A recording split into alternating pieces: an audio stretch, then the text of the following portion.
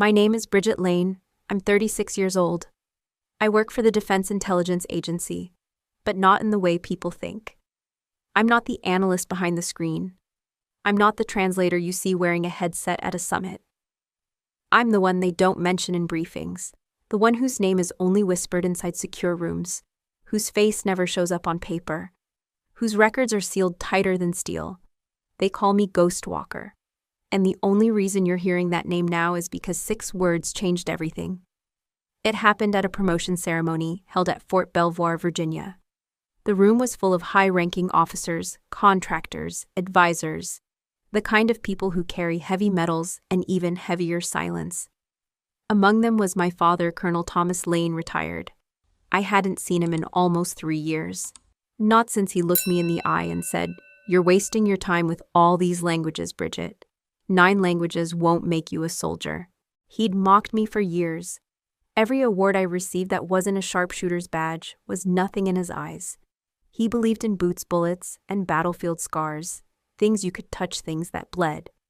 So when he was invited to this ceremony, believing it was for someone else, I stayed silent. I sat 3 rows behind him wearing a plain uniform. No stripes, no ribbons, nothing to draw attention. My name wasn't printed on the program. My picture wasn't on the slides. That was intentional. The announcer kept the introductions vague. Today we recognize a member of the DIA whose work has directly prevented international conflict in 5 theaters of operation, who has served in silence, who speaks 9 languages fluently. That's when my father scoffed, loud enough for half the room to hear. 9 languages won't make you a soldier, he muttered, shaking his head. The man beside him chuckled. Someone else shifted in their seat, but I didn't move. I was used to it. I was used to being unseen. Then the mic on the main podium popped, and a voice cut through the air like a blade, not the announcer's voice. No, this one was deeper. Commanding, weighted with war. It was General Latimer, my current commanding officer. He stepped forward, didn't open a folder, didn't look at notes. He simply stared out into the room and said 6 words. "We need Ghost Walker in the room." At first there was confusion. A few heads turned. Whispers rose. Ghost Walker. Who some looked toward the hallway expecting someone to walk in, but I stood, 3 rows back. I rose from my seat and stepped into the aisle. Every footstep echoed. My father slowly turned in his chair, frowning. Then his eyes locked on mine. Recognition took longer than it should have. He blinked twice, then stood, not in anger, not in disbelief. He stood at attention, because every officer in that room had already done the same. They knew the name, Ghost Walker. I walked past my father. He didn't speak. He didn't blink. And when I reached the front of the room, the general simply nodded. No applause, no music, just silence. The kind of silence that comes after a shockwave. I turned toward the crowd. Some of them looked guilty, some looked proud, but no one looked away. I looked back at my father. He was still standing, and for the first time in my life, he didn't have anything to say. My name is Bridget Lane, but to them, to the people who've read my classified files, to the men I've pulled out of enemy prisons, using nothing but dialect and intuition, to the ones who know what I've done, without ever knowing my name, I am Ghost Walker. And my father just learned that, the same way the whole room did, with 6 words, and a silence that finally said everything he never did. I grew up in a house where silence had weight, not peace, not calm silence that pressed against the walls like another presence. It wasn't the quiet of comfort, but the kind that warned you to tread lightly. My mother was sick for most of my childhood, lupus. It took her energy first, then her appetite, then her voice. I was 8 when she stopped going outside, 9 when I started helping her wash her hair, 10 when I realized I'd already memorized every sound she made, because they were the only soft ones left in the house.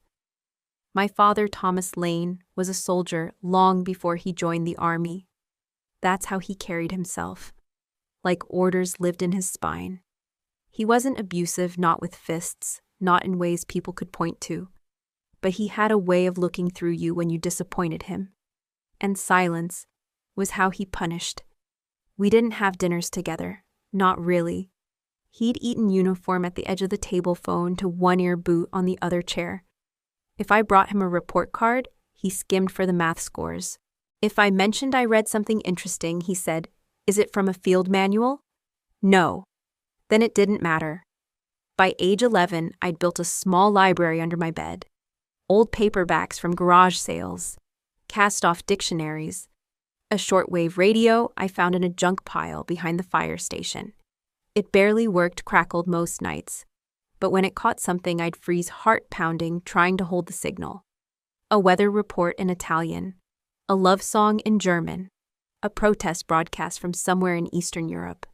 That radio was the first time I realized how big the world really was, and how many versions of the truth existed outside our four walls.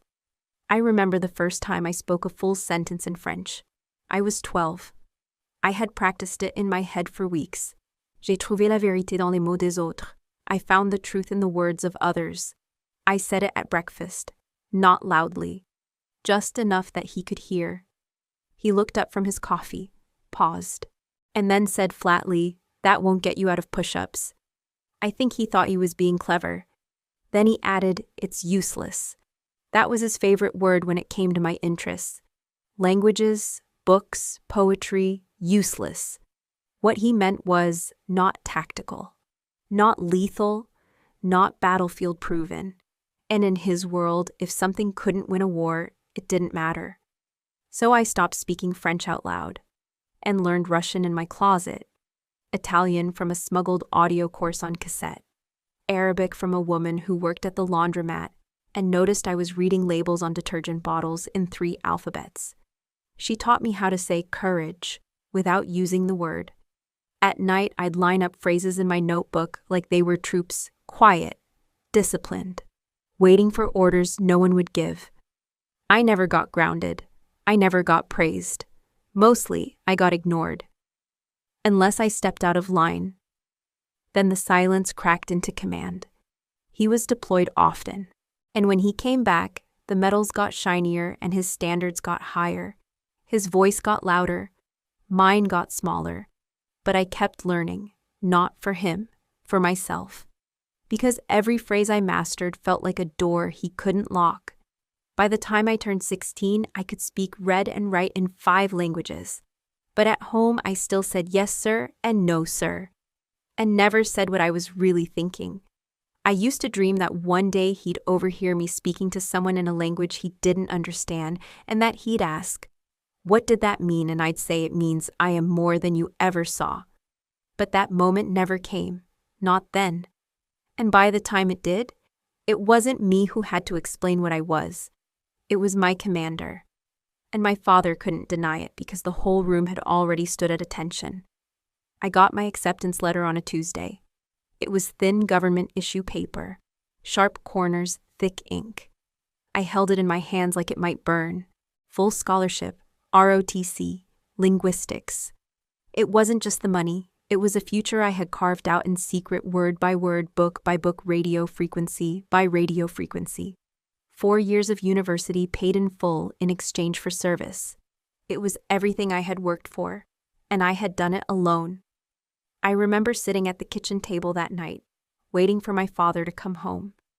I had set the letter down where he usually placed his keys, hoping he'd read it before even taking off his boots. He walked in around 8:20, still in uniform, mud on his sleeves. He glanced at the envelope, picked it up, read the first line. Then he folded it in half and set it aside right next to the grocery list. No nod, no smile, just a low grunt. "Guess you'll be speaking 10 languages by the time you're done," he muttered. He opened the fridge, poured himself a glass of orange juice, and walked out of the room. That was it. No congratulations. No mention of how hard I had worked. No pride, no joy, just a man who couldn't see value in anything he didn't understand. The last time I had seen that look in his eyes, the one with weight behind it, was a year earlier. We were attending a retirement ceremony for his old commanding officer. At the end, they gave a special mention to one of the guests, the son of his best friend from the 75th Ranger Regiment.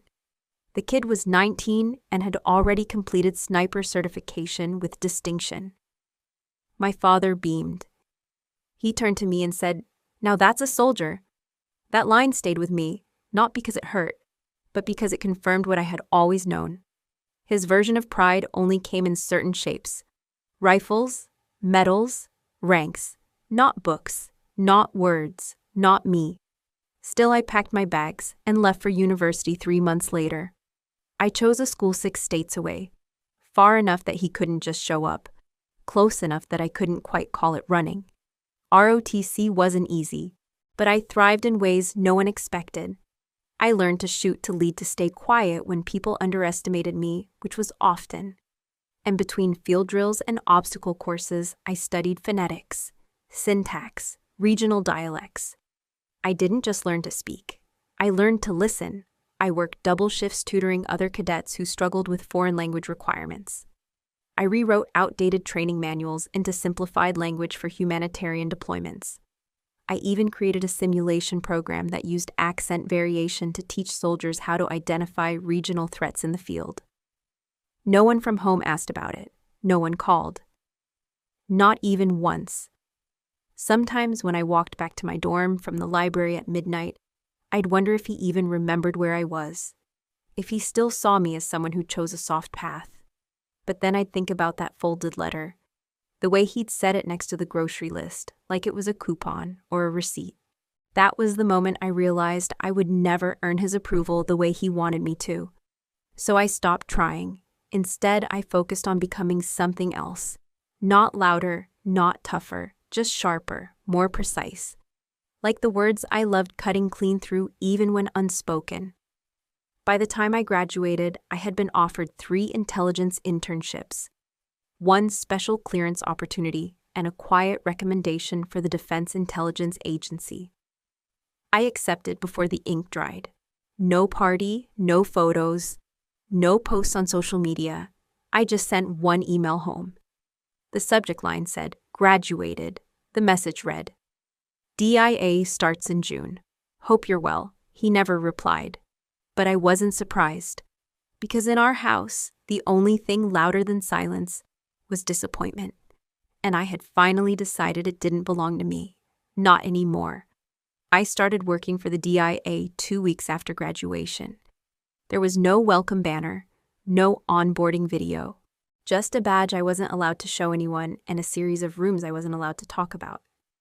They told me on day 1, "This isn't a job, it's a silence you wear." I understood. I had already been wearing silence most of my life. My title was deliberately vague linguistic field support specialist. But my work, it changed every 90 days. 1 month, I was embedded with military police in Georgia, parsing coded chatter from extremist groups. The next, I was flown to Ukraine to cross-reference documents that had never existed, at least not officially.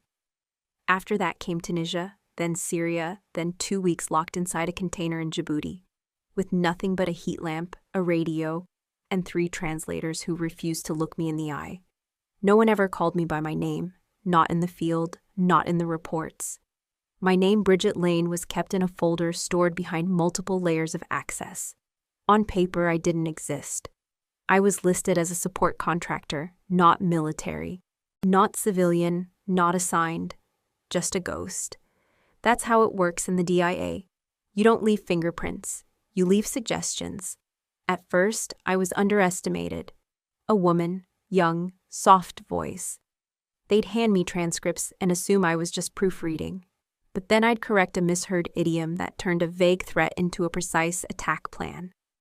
Or I'd catch the tone shift in an intercepted voice memo that signaled a shift in allegiance. They started to notice. And when they didn't, I didn't care. I didn't need credit. I needed to be right. But even when the mission succeeded, when operations were salvaged, lives, protected chaos, averted my name, never showed up. Because people like me don't get medals. We get burned phones, unsigned memos, and one-line debriefings that say status contained. I remember sitting in a freezing tent outside Aleppo, translating a hostage negotiation that involved 6 dialects, 3 shell companies, and a man who once claimed he didn't need a translator until I proved he'd been tricked into selling weapons to the wrong militia. The soldier next to me, an intel officer from another branch, looked over and asked, "You ever get tired of being invisible?" I smiled. "Invisibility is a weapon," I said. "You just have to learn how to hold it without cutting yourself." He never asked again. Over 6 years, I became the person they sent in when no one else could figure it out. I didn't always carry a weapon, but I carried knowledge. And in rooms where no one shared a common language, that was the most dangerous thing you could bring. Still back at headquarters, I was known as the language girl. That's what they called me in passing. Not Ghostwalker, not even Bridget. Just the girl with the notebook, the earpiece, the calm tone. A soldier once joked, "You're like a UN with legs." I laughed. Because he didn't mean harm. But he didn't understand either. What I did wasn't translation. It was decoding people. Fear has a tone. Greed has a rhythm. Regret lives in the pauses. I didn't just hear words. I heard the gaps between them. Still, my name stayed locked away. And I was fine with that. Until I wasn't. Until one mission went wrong. Until someone leaked information they shouldn't have had. Until it became clear that the system I worked so hard to protect had cracks deep enough for ghosts to fall through. And I wasn't just a ghost anymore. I was a target. But that part hadn't come yet. Not in those first 6 years. Back then I was just the quiet girl with the worn boots and the perfect memory. The one who never asked for recognition. The one whose father still thought she filed paperwork behind a desk. The one who, every time she walked into a room, made it just a little safer without anyone ever knowing why. The mission in Syria was supposed to be clean. Quick coordination, low profile, limited exposure. I was embedded with a small unit outside Al-Hasaka, serving as a cultural liaison. The operation was humanitarian on the surface, meet with local intermediaries, secure medical logistics, and verify safe routes for civilian evacuation. But underneath it was something else entirely. There was a name, one asset buried in layers of tribal negotiation, whose intelligence could compromise the financial web of an arms smuggling ring that had evaded tracking for years. We were close, too close. Then the message came, a voice over our comms, in Arabic but not the local dialect. He asked for me by name, not my code name, my real name, Bridget. It sliced through the channel like glass. I froze. The soldier standing next to me, Staff Sergeant Keller, went pale. "How the hell would anyone out here know your name?" he asked. I didn't answer. The next 30 minutes unraveled fast. A roadside check-in turned into an ambush. 3 local informants vanished. Our safe house was compromised. We moved to fallback protocol, but it was too late. The unit's coordinates had been exposed. A sniper round grazed Keller's arm. He bled all over my scarf while I tried to keep pressure on the wound. And all I kept thinking was, someone inside gave us away. When we finally got out, airlifted to Erbil under blackout, I was met by 2 DIA officers with blank faces. They didn't say anything at first, just handed me a sealed folder and nodded toward a silent room. Inside was a transcript. A list of communications between the Washington field office and a clearance node in Langley. My name was highlighted in red. Not my code name, not an alias, my actual name. They said it could have been a coincidence, that maybe a third-party signal had been intercepted, that someone might have been posing as one of us, but they didn't believe that. And neither did I. The questions came hard. Had I communicated with anyone outside official channels? Had I spoken to anyone about the asset? Had I left my equipment unattended? I answered every question calmly, even the ones designed to shake me. But when they asked if I had any idea how the breach occurred, I told the truth. "I don't know," I said, "but it wasn't me." They didn't say I was lying. They didn't say anything. They just looked at each other, wrote something down, and ended the interview. After that, I was pulled from field duty. Temporarily, they said. Administrative reevaluation. It sounded cleaner than "we don't trust you." I was sent to a monitoring post in Germany. No operations, no assignments. Just reports. Summaries of conversations I wasn't allowed to hear live. Translation without context. Analysis without meaning. It felt like exile. But I didn't fight it. Because something in me knew this wasn't just fallout from a mission gone wrong. It was deliberate. Someone wanted me out. Someone knew enough to make it look like I was the leak. And someone thought I wouldn't notice. But they underestimated the one thing that had always kept me alive: pattern recognition. Not just in language, in behavior, in pressure points. The data didn't line up. The communication chain was too clean, the breach too specific. It wasn't a careless mistake, it was surgical, and if someone inside the system wanted to erase me, they'd need more than forged signals. They'd need to silence everything I knew, every voice I carried, every word I had learned to turn into power. I could have reported it, gone up the chain, but I knew how this worked. Leakers get protected when they're well connected. Whistleblowers get buried when they're too quiet. So I waited, I watched. And in the stillness of that office in Stuttgart, I started building something new. Not a case file, not a complaint. A map. One that traced every signature, every timestamp, every anomaly. And when the time came, when the right pair of eyes was watching, I'd make sure the silence broke. Not with noise, not with accusations, but with precision.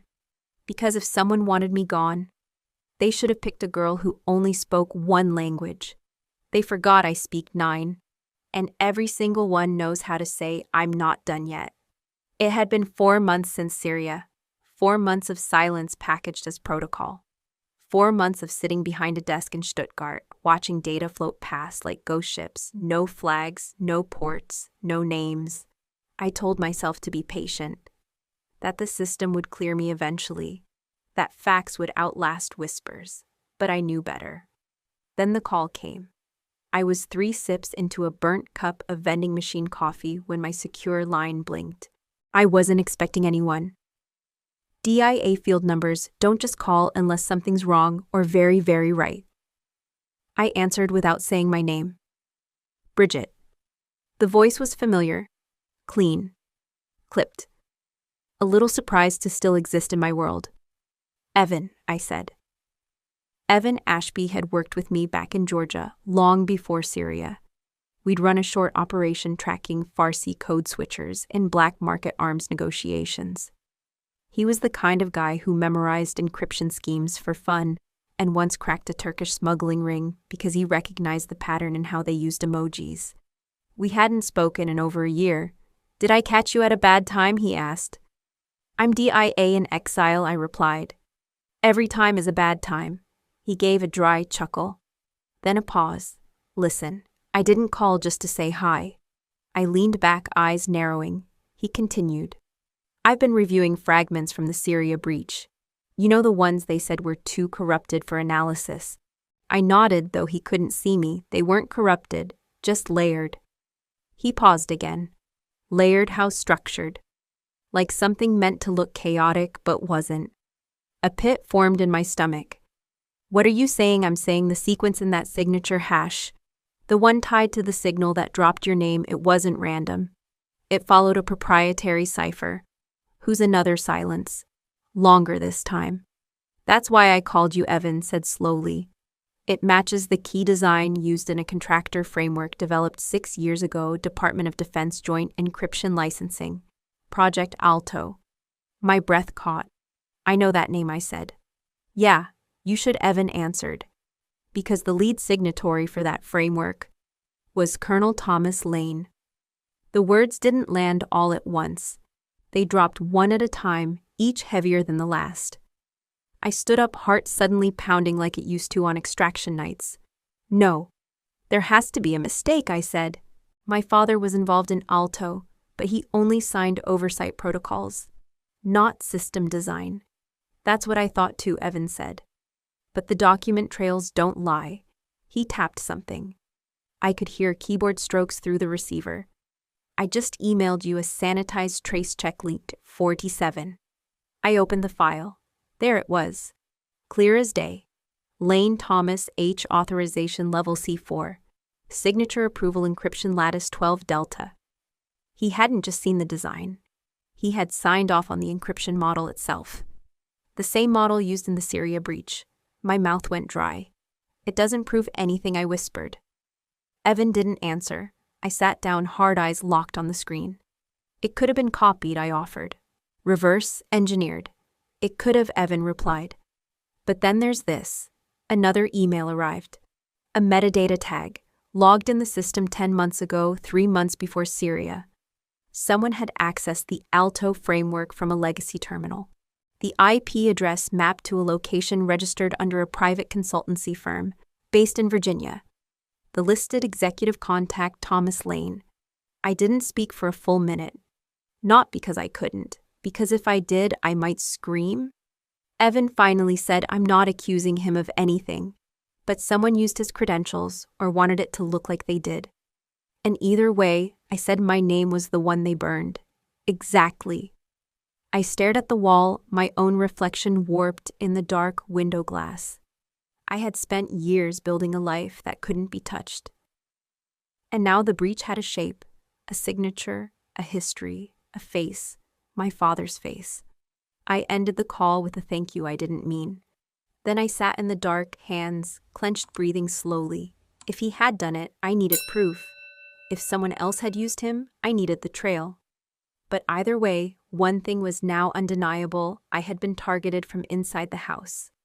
After the call with Evan, I didn't sleep. I couldn't. My body was still, but my mind was moving like a machine stuck in overdrive. I spent the next 72 hours combing through digital archives that weren't supposed to be accessible. Retired contractor approvals, archived encryption logs, internal memos from procurement teams that hadn't existed in 5 years. I didn't use my DIA credentials. Too risky. I accessed through a dormant node once used for black market surveillance on Eastern European tech firms, an access point I had built myself back when I still thought the system could protect itself. The pattern came into focus faster than I expected. 6 documents, all tied to Project Alto or adjacent systems, all rubber-stamped with the same authorizing signature, Lane Thomas H., Technical Policy Consultant, Level C4 Clearance, Temporary Authority. I stared at the wording. Temporary Authority. That wasn't standard. It meant someone had granted my father high-level clearance on a provisional basis. No oversight, no audit trail. He didn't have to be on payroll. He didn't even have to be in the building. Just one email approval, one digital thumbprint. And suddenly my father had been in the room virtually when encryption models were approved and deployed. I dug deeper. There was one contract that stood out. Between the DIA and a vendor called Redshore Analytics, a shell company based in Reston, Virginia. At first glance, it looked like routine support data lattice replication and monitoring services. But the date caught my eye, signed and finalized January 4th. The Syria breach occurred in March. Redshore Analytics had installed a secondary data lattice into the DIA's Middle East signal chain. A back channel, and the final approval on the contract, Thomas Lane. I felt it in my chest, sharp and electric, like my body was warning me before my brain could catch up. I pulled the PDF, opened the metadata. The document had been signed digitally, encrypted with a multi-point hash, almost impossible to forge, unless the signer had given someone their login, or been in the room when it was forged. I ran a timestamp sync. The approval had come through at 02:13 a.m. from a terminal registered to a private consultancy space used by 3 other retired officers, one of whom had once served with my father in Kandahar. It wasn't a smoking gun. Not yet, but it was more than smoke. It was ash. And if I was right, if my father had knowingly greenlit a contract that created the breach used to burn me, then this wasn't just sabotage, it was betrayal. I leaned back in my chair. My spine ached. The room felt colder than it was. I tried to imagine his voice explaining it. Maybe he'd say it was above board, that the contract was reviewed by someone else, that he didn't know what Redshore was really doing. Maybe he'd say it wasn't personal. But it was. Because the breach had used my name, and whoever coordinated it had done so knowing I'd be in the field. Knowing I'd take the fall, I stared at the signature line again. It wasn't just ink, it was intent. When I was 13, I forged my father's signature once to get out of gym class. He found out, made me run laps until I threw up. Said a signature is a man's honor. You don't steal that. Now here I was, looking at his name, wondering if it still meant anything at all. I downloaded the files, encrypted them under a new code tree, saved them to a dead drop folder only one person had access to me. Then I sat in the dark, blinking against the glow of the screen, and whispered something I hadn't said aloud in years. Why it wasn't a question for him. It was for myself. Because no matter what the evidence said, part of me still wanted to believe he wouldn't do this. But belief is a dangerous thing in intelligence. Belief gets people killed. Evidence is safer, colder, cleaner. And the evidence was starting to scream. The moment I had enough evidence to draw blood just short of a full accusation, I knew I couldn't go through official channels. Not directly, not as myself. The system had already marked me once. It wouldn't survive a second misstep, and I wasn't about to hand it another excuse to bury me. So I wrote a report, 8 pages, coded references, metadata from the Red Shore contract terminal logs, encryption matches from the Syria breach. Each footnote pointed to a consultant with level C4 clearance who had approved irregular encryption access under a legacy framework. I left the name out. Instead, I signed it with a temporary identity, one I had used years ago during a counter-disinformation operation in Moldova. It still lived in a secure relay never deactivated. To the DIA, I was Alex Marsh, External Systems Observer, Tier 3 Access. It was just enough clearance to sound real. Just enough distance to make the report hard to ignore. I routed it through a narrow intel channel straight to Oversight Compliance Unit 3. OCU-3 handled internal irregularities and silent anomalies. They weren't investigators, they were cleaners, but they paid attention when whispers had teeth. 3 days later, someone bit. I received a response on the same secure node. Encrypted. High priority. The message read, "Patterns confirmed." Proceeding with quiet escalation. Source acknowledged. Containment protocol initiated. It was clean language. DIA speak for, "We believe you. We're on it. Don't get in the way." I didn't reply. I didn't need to. They didn't want conversation. They wanted room to move. Over the next 2 weeks, I watched from a distance as internal traffic shifted. 3 senior contractors in logistics were placed on extended leave. Red Shore Analytics was flagged for retroactive audit, and a non-public invitation was issued for a ceremony at Fort Belvoir, honoring select veterans and technical advisors for their contributions to long-term operational security. My father was one of the names on that list. I read the memo twice. It was short, polished, just enough detail to feel ceremonial, not strategic. But I knew better. This wasn't a thank you. It was bait. DIA doesn't like public confrontations. They don't expose people with press releases. They do it with pageantry-controlled environments, tight witness lists, security watching every blink. The plan was subtle, brutal, and beautiful. Invite the man who helped greenlight the breach. Place him in a room full of people who knew what really happened. And let him watch as the very name he tried to erase walked to the front of the room. And was saluted. They weren't just going to out me. They were going to make it unforgettable. I should have felt vindicated. But instead I felt cold. Because now that it was real, there was no undoing it. They hadn't told me I'd be the centerpiece. But I knew. Who else could be the proof? Who else could stand there and look him in the eye? They gave me a 2-line notice. You are requested for formal recognition at the Belvoir ceremony. Standard protocol will apply. No public naming. That last part made me smile. No public naming. But everyone in that room would know exactly who I was and what I represented. I ironed my uniform for the first time in a year. No medals, no stripes. Just the standard fabric, quiet, unadorned. Like me. The day before the ceremony, I received one final update through the Ghost channel. It was from OCU-3. Secondary targets confirmed. All observers will be present. Commander Latimer will initiate exposure.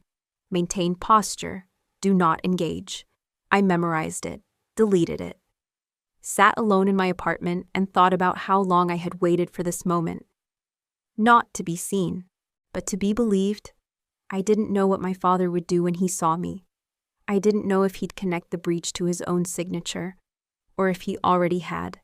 But I knew this, I wouldn't have to say a word. My presence would do what my voice never could. And in the silence that followed, the system would finally speak back.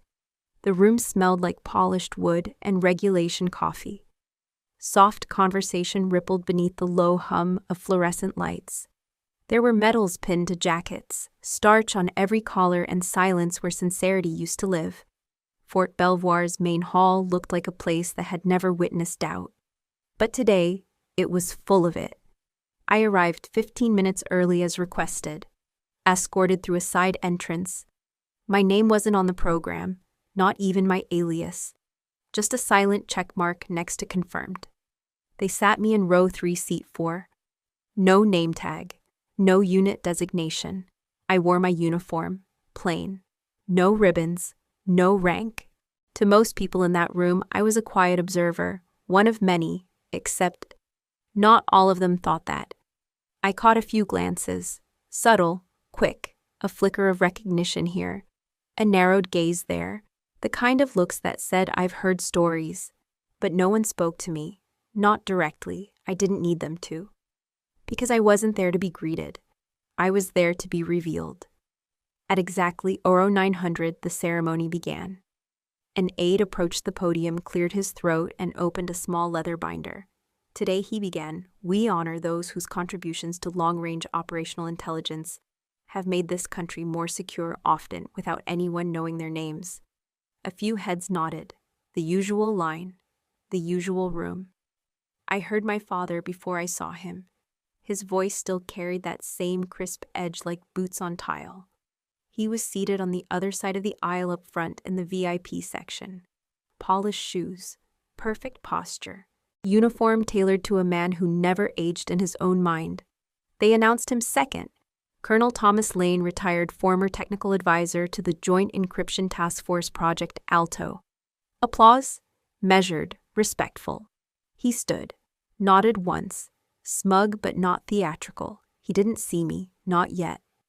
The ceremony moved fast, deliberately so. The names called were vague. Most were referred to only by initials or project numbers. One by one they stepped forward, accepted a nod, then returned to their seats. Then came the pause. The binder closed. The aide stepped back. A new figure approached the podium, General Latimer. Tall, gravely voice, war-worn face. He didn't smile. He looked out across the room like a man looking through fog, searching for a target. When he spoke, his tone dropped half an octave. This next recognition is not ceremonial. It is corrective. We are here to acknowledge a contribution that has reshaped the landscape of modern intelligence gathering, without recognition, without protection. And until recently, without a name. The room shifted. Not loudly, but noticeably. I felt the ripple. It passed through shoes and chairs and throats that had gone suddenly dry. My father leaned slightly forward. Latimer continued. There is someone in this room who was marked once, not for what they failed to do, but for what they did too well. Someone whose work has saved lives, destabilized enemy networks, and navigated more linguistic and cultural terrain than most of us could name. Then came the pause. You could feel the room lean in. He looked up. Then he said it. We need Ghostwalker in the room. 6 words, nothing else. But they landed like a siren no one had heard in years. There was no announcement, no spotlight, just silence. Then I stood. Row 3, seat 4. One movement, no hesitation. He didn't look at me first. My father, I mean. He looked left, then right, trying to locate the source. When I stepped into the aisle, he finally turned, and everything in his face went still. There was no anger, no confusion, Just recognition. He didn't blink, he didn't move. Then slowly he stood. Not ceremonially, not with pride, but like a man standing because he's no longer sure what else is real. I walked down the aisle, each step made quieter by the fact that no one else moved. No one whispered, no one clapped. I passed rows of decorated uniforms, pressed hands, fixed jaws. But no one met my eyes. They didn't need to. They already knew. I reached the podium. General Latimer stepped back. Didn't offer me the mic. He just nodded once. Respectful. Final. I returned the nod, then turned, faced the room. I didn't salute. I didn't speak. I just stood. And in that stillness, the only sound was fabric shifting as officers straightened in their seats, as heads dipped, as backs stiffened. Recognition doesn't always need ceremony. Sometimes it just needs time to finally catch up with truth. I looked at my father, still standing, still staring, his mouth open just a little, but no words came. Because what do you say when the daughter you dismissed becomes the proof that you were wrong? He didn't sit down until I returned to my seat, and even then, he never looked away. 6 words had broken the script, but it was the silence after. That told me he'd never be able to write another one. My father didn't leave the hall right after the ceremony. He didn't shake hands or join the post-event briefing with the other retirees. He just stood near the back exit under the insignia of the Intelligence Support Command, gripping his phone like it might anchor him to something he still understood. I watched from a distance. He wasn't pacing, wasn't angry. He looked disoriented, like a man whose compass had spun completely off axis. I could have walked up to him, could have said something, but I didn't. There's a silence more powerful than any accusation, and I had earned the right to use it. Instead, I waited. 5 minutes later, he finally moved slow and deliberate, like his boots were heavier than he remembered. He stepped outside to the edge of the parking lot, where a flag snapped gently in the wind. That's where he made the call.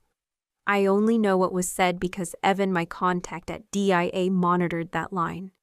Not because we distrusted him, but because a man like Thomas Lane doesn't change unless he's forced to face something undeniable.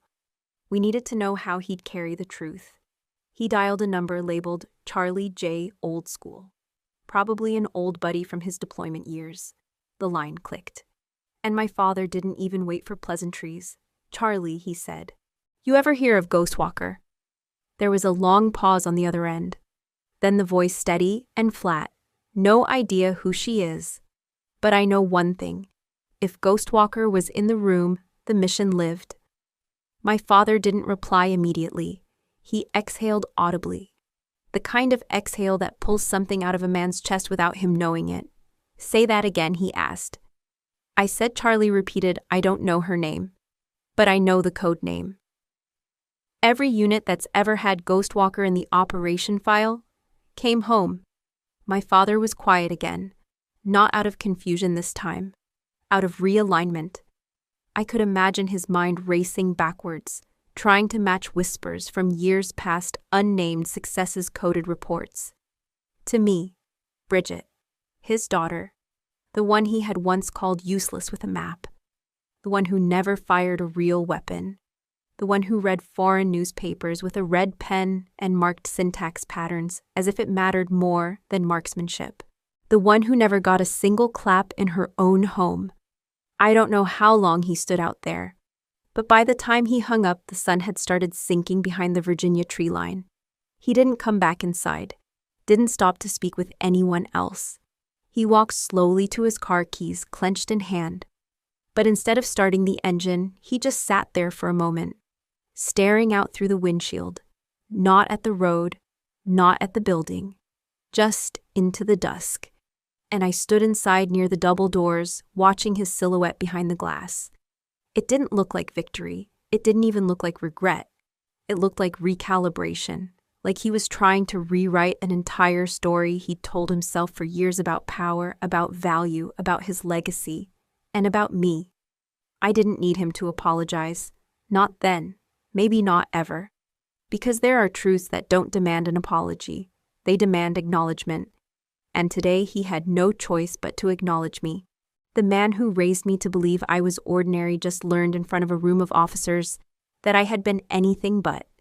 He would drive home that night past the street signs we both knew past the base where he used to be saluted, and into a house that never echoed with applause for his daughter, but now held the name Ghostwalker somewhere between its walls.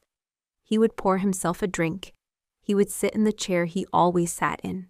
But the room wouldn't feel the same, because silence has a shape, and mine had finally taken its place. And maybe, just maybe, when he turned on the evening news and heard about a near-miss operation intercepted in real time, he would pause, listen, and wonder if I'd been in the room. He wouldn't call, not yet, but I didn't need a phone call, because I had already spoken louder than any words ever could. My name was Bridget Lane, but to every commander who mattered, to every survivor of a mission that should have gone south, to every strategist who saw meaning in maps, codes, dialects, and silence, I was Ghostwalker. And now so was he, whether he liked it or not. They say the ceremony is where titles are given, but the lounge, that's where judgments are made.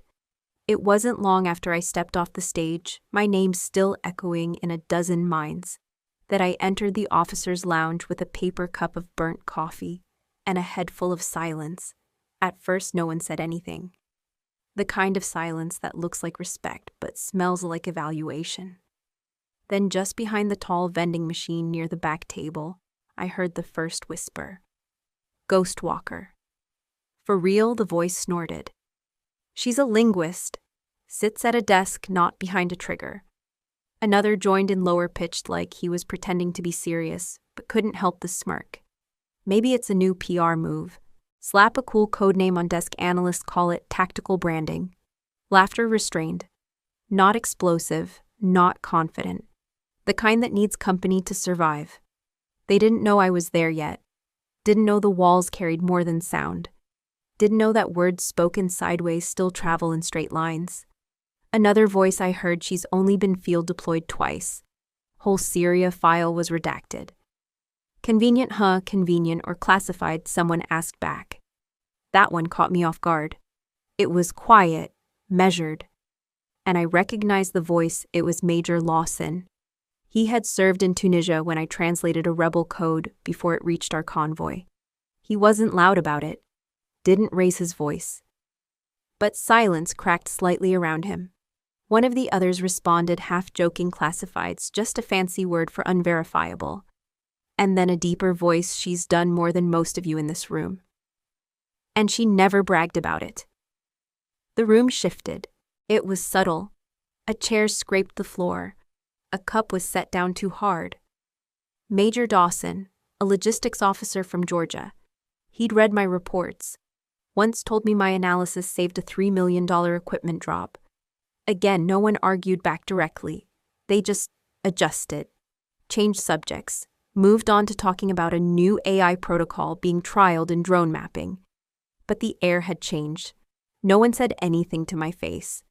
No one dared approach me with a joke or a jab, because people don't mock a shadow. And now they didn't know where my edges were. But mockery, I've learned, doesn't always wear a uniform. It comes dressed as doubt.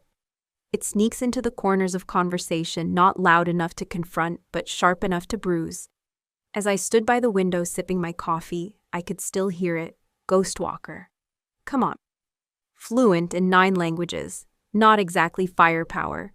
She probably writes poetry in Farsi. I didn't flinch. Didn't correct them. Didn't explain how poetry in Farsi once disarmed a Taliban negotiator long enough for us to extract a wounded interpreter from an ambush zone. I didn't explain that 9 languages weren't for show. They were shields, swords, lifelines, and sometimes keys to doors no one else could see. Because here's what they didn't understand. Recognition, when it finally comes, doesn't silence the echoes of mockery. It just gives them a stage to embarrass themselves. I didn't want revenge. I didn't need their applause. What I needed, what I had always needed, was to hear them and to choose not to be small like they were. A captain walked past me, paused, and nodded. Then a younger officer, Second Lieutenant Ramirez, approached. He was nervous, held a folder too tight. I just wanted to say, I read your analysis on the Baltic packet last year. It helped us crack a dead channel. I nodded. Didn't say much. Just glad it helped. He lingered a second, then walked off. Not fast. Not slow, the mockers noticed. And they hated it. Because when you mock someone who doesn't react, you expect them to shrink. But when others begin to notice the silence isn't weakness, but control, that's when mockery starts to turn inward. I left the lounge 10 minutes later, didn't look back.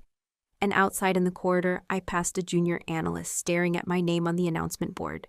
She didn't speak, but her eyes.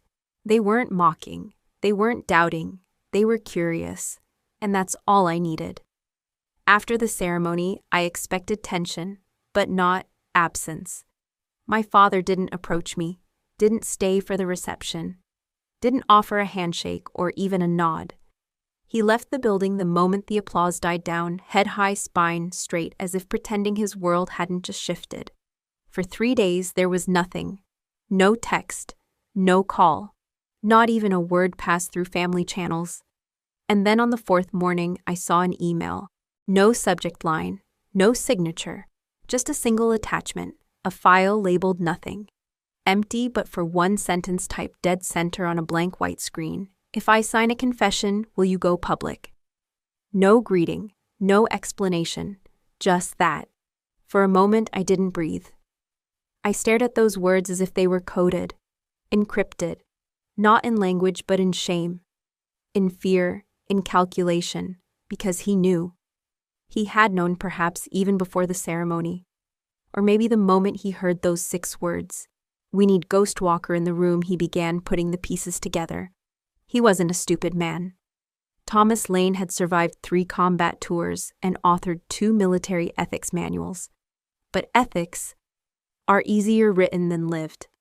I didn't reply immediately. I closed the file, walked away, sat on the floor of my apartment with my back against the refrigerator and stared at the ceiling for nearly an hour.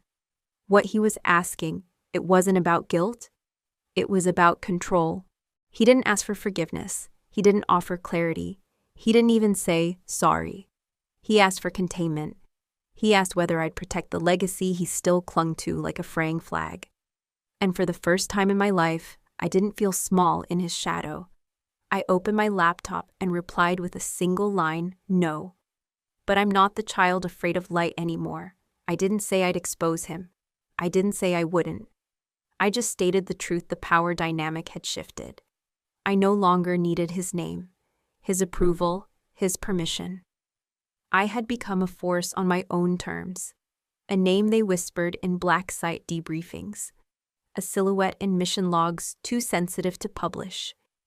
I had lived behind codes and clearance levels, but now I walked in full uniform with nothing left to prove. He didn't reply. Not that day, not the next. But I knew he read it. Because later that week, a quiet notification buzzed on my phone. An alert from an encrypted archive folder I'd forgotten was still synced to my home network.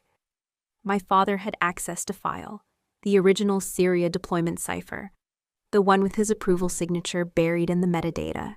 It didn't prove guilt, but it did prove awareness, and in silence he confirmed what I'd always suspected. He hadn't sabotaged the system. He'd simply looked away when someone else did to protect a deal, a position, or maybe just a comfortable retirement. Cowardice, not corruption, but cowardice, still leaves blood on the floor. That weekend I went home, not to visit, just to stand outside the house. It hadn't changed. Same cracked concrete path, same squeaky porch swing, same closed blinds even on a Sunday morning. I didn't knock. I didn't need another wordless room. Instead, I took out my phone, opened my notes app, and wrote one final message I never sent. You raised a daughter fluent in 9 languages, but you never learned the simplest one truth. I closed it, saved it under a locked folder labeled unsent, then turned and walked back to the car. Because some things deserve to remain unsaid, but not because they don't matter, because saying them wouldn't change who they are, and wouldn't change who I've become. 3 weeks after the ceremony, I got the notification. An encrypted message routed through DIA's internal relay, flagged as sensitive but non-operational. The subject line read Confirmation Disciplinary Hearing, Case Internal Compromise 647B. My breath caught. I tapped to open the file. Thomas Lane had presented himself voluntarily at a classified internal hearing. Not under investigation, but under personal disclosure. He walked into a secure conference room in Arlington, uninvited and unsummoned. Sat across from a table of ethics officers and intelligence auditors, and said 7 words I authorized a contractor I didn't vet. There was no flair of drama, no attempt to redirect blame. He admitted it plainly that 6 years ago he fast-tracked an encryption contract because the firm was recommended by a fellow officer with political ties.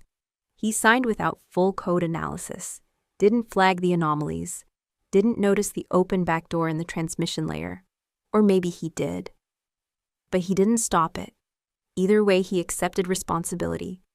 He was asked if he knew who reported the breach. He looked them in the eye and said no. But I suspect I owe her everything. He never said my name.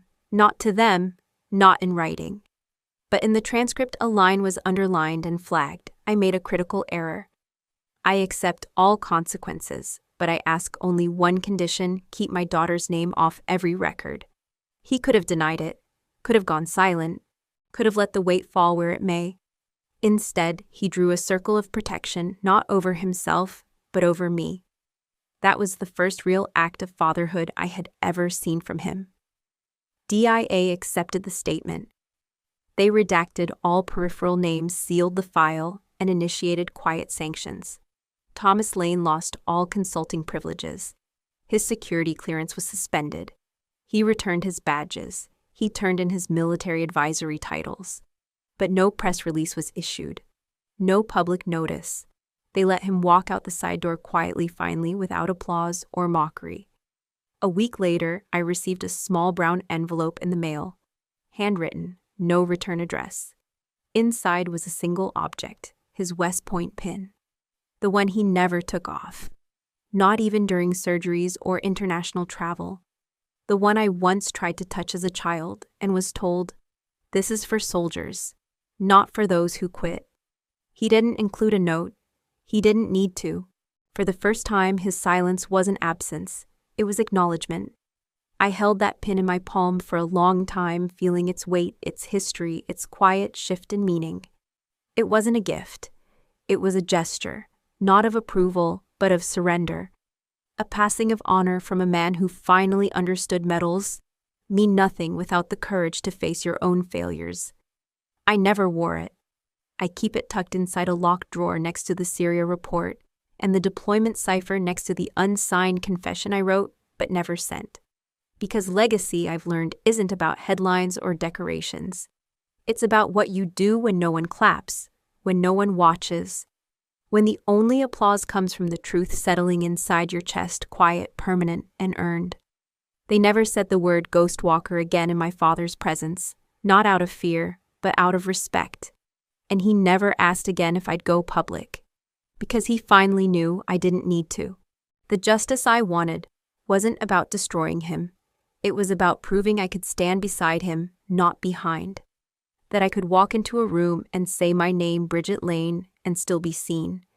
And for once in his life, he let that happen. The official letter arrived on a Tuesday. Top left corner, Department of Defense Intelligence Analysis Division. Top right, my name, Bridget Lane. The body was short, direct, clinical.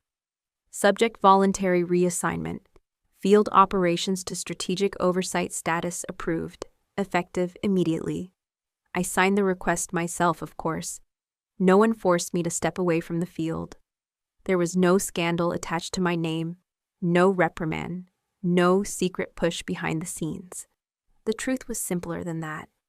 I had spent 11 years in rooms that didn't know my real name, in missions where identity was as temporary as location. I had spoken 9 languages, but kept my voice quiet. I'd written entire escape protocols, rerouted convoys, redirected hostiles, all without stepping into the credit column once. I was a ghost, and I was proud of it. But something shifted after that ceremony. Not just in my father, but in me. I didn't need the shadows anymore. And so I asked for reassignment, the new role Director of Strategic Language and Cultural Intelligence Training.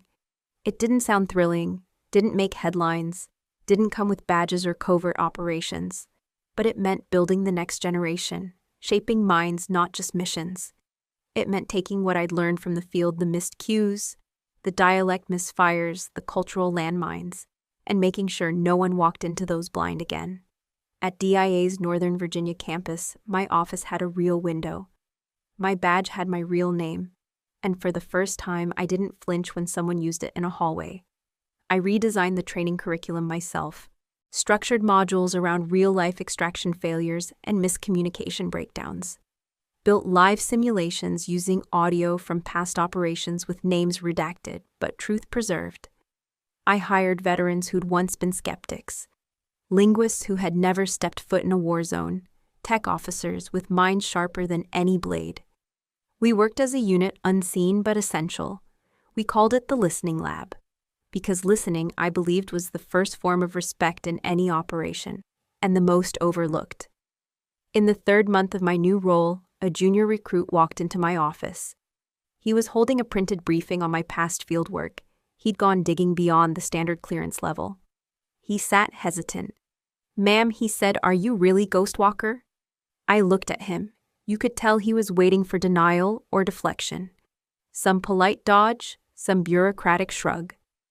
Instead, I asked, "What did the name Ghostwalker mean to you before today?" He blinked. "It meant whoever it was. They saved lives without needing to be seen." I nodded. "Then keep believing that." He smiled, stood, and saluted. I didn't return the salute, not out of disrespect, but because I'd never asked for it in the first place. Later that night, I found myself opening the locked drawer where my father's pin lay. I held it briefly, cool, solid, heavier now that I understood its story. Then I tucked it beside a new item, a printed syllabus labeled Ghost Operative Linguistics 101. Not for pride, but for continuity. Because stories like mine shouldn't vanish. They should evolve. I never saw my father again in uniform. He retired quietly, moved out west, spent his days rebuilding an old Cessna plane with a neighbor's kid. I heard from mutual connections that he never spoke of Ghostwalker, but he kept a file folder marked DIA Language Division tucked beside his military records at home. One day I believe he'll tell that neighbor's kid a story, maybe not about me, maybe not by name, but something about what it means to serve without shouting, to admit failure without flinching, and to love someone without understanding them. Until it's almost too late. And that's enough. I used to think the world was divided between applause and silence, that you either made noise or disappeared. But now I know better. There's a third place, a steady hum where quiet impact lives, where stories aren't shouted but passed along in small true ways, like a pin in a drawer, or a name whispered in a training exercise, or a voice unshaken speaking in a language someone finally understands. That's where I live now, not as a ghost, not as a daughter trying to earn someone's nod, but as Bridget Lane, instructor, architect, survivor, and still, even without the shadows, still a walker between worlds. It was a Thursday when I stepped into the classroom for the first time, not a field op, not a mission briefing, not a debrief in a secure bunker under red lights and code names. This was different. The hallway was brightly lit, the walls bare, except for a few framed maps and timelines. The room itself was quiet, sterile in its arrangement, but alive in potential. On the door was a small metal plate. Nothing official, nothing flashy. Just 4 simple words, laser-etched, the Ghostwalker Room. I paused. No ceremony, no grand reveal. No one standing nearby waiting for my reaction. But someone somewhere had made a decision. To put a name on a door, to acknowledge what had always been invisible. I didn't know who did it, and I didn't ask. Instead, I ran my hand gently across the name and smiled. Not because I needed the title, not because it healed every silence or every wound, but because for once it felt like the world whispered back. This time, they saw you. Inside, 12 officers sat in neat rows, majors, lieutenants, a few commanders. Not students really, just veterans in need of a new language. On the whiteboard, I wrote the title of our course, Strategic Intercultural Communication for High-Stakes Environments. Beneath it, in smaller print, Understanding is a Mission Asset. Then I turned, looked at them, and began. I told them we wouldn't be starting with phrases or grammar rules. We'd start with the hardest part. The silence between the words. The pause before a mistranslation. The breath before a cultural misstep. The part where intent breaks against assumption. I gave them stories, not mine, not at first, but ones I had gathered from every country my boots had touched. Moments when communication failed not due to ignorance, but because someone didn't think to listen. They were quiet at first, but slowly as weeks passed, they leaned in. They asked. They challenged. They disagreed politely, thoughtfully. And every so often I'd see something new bloom across their faces. Humility. One night after class, as I was collecting my files, a commander lingered. He asked quietly, "Did you really serve under the name Ghostwalker?" I looked up. He wasn't asking out of awe. It wasn't hero worship. It was curiosity, respect, and perhaps a question beneath the question. How do you carry that name without being crushed by it? I nodded, then added, but the title matters less than how you use it. He smiled and left, and I stood there alone for a while, letting the silence settle around me like a familiar, well-worn coat. That evening I walked home under soft rain. Not heavy, just enough to blur the city into something gentler. When I reached my door, a small box sat on the porch. No return address, no signature. But the handwriting on the label, I recognized it instantly. Inside was a photo, faded but intact. It was me, 10 years old, sitting on the floor with a tattered book in my lap, eyes wide mid-sentence, the kind of photo no one ever poses for. Beneath it, a folded sheet of paper, typed, centered. You once said you wanted to change the world with intelligence. Maybe you did. No signature, but I didn't need one. My father had never learned how to say "I'm proud of you" in any of the languages I spoke. But he'd just spoken it now in the only one that mattered, the language of acknowledgement. It took him a lifetime, and it took me nearly as long to realize that some people love you in dialects you're not taught to hear, with silences and half glances and gestures like folded paper tucked in quiet boxes. We never spoke again after that, but it was enough. Because the last thing he ever sent me wasn't data or doubt or another reminder of what I wasn't. It was a photo of a girl who believed words could move the world, and a father finally who let her. I pinned it on the corkboard beside my desk, not to remind me of him, but to remind me of the promise I made when I was that girl, that intelligence was only useful if it was in service of understanding. That precision without empathy was just noise, and that the deepest truths often speak without sound at all. Before we say goodbye, we'd love to know. Where are you watching from? Is it a quiet morning with a warm cup of coffee, or a late night where stories like this keep you company? Let us know in the comments. We read everyone with gratitude. And if this story touched your heart, please consider subscribing to the channel. Not just to hear more stories like this, but to be part of a community that still believes in kindness, healing, and second chances. Thank you for spending your time with us today. Wherever you are, we hope you carry this story with you, and remember, sometimes the miracle doesn't knock on your door. It waits quietly until you're ready to open your heart. Take care, and we'll see you in the next story.